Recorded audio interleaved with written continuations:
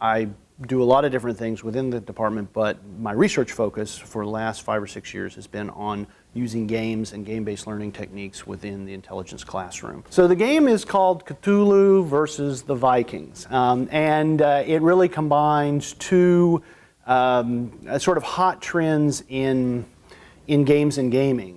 The Cthulhu mythos is one that was created by a horror writer back in the 1920s by the name of H.P. Lovecraft, and while most ordinary people haven't heard of it, there is a huge following for this game, or for this genre of kind of horror literature.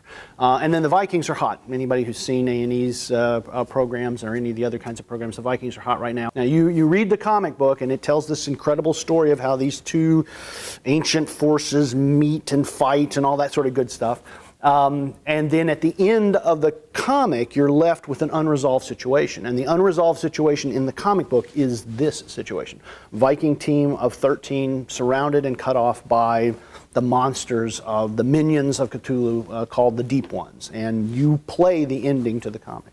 It's really a joint effort from an awful lot of creatives and manufacturers here in the Erie area.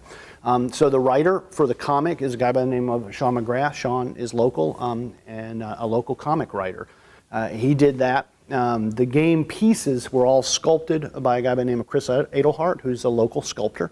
And then they were digitized, scanned in, and then they're printed on 3D printers here, located here at Mercyhurst. The comic was printed locally by Printing Concepts. The board was silkscreened locally by Silkscreen Unlimited, so everything you see here is locally produced. I really believe that there's just an enormous amount of potential here in the Erie area, particularly for entrepreneurs and for small businesses, people with innovative ideas. And I feel like that needs to be supported. I feel like that needs to be encouraged. Why would I go to China when I've got a guy down the street who can do it at the same price?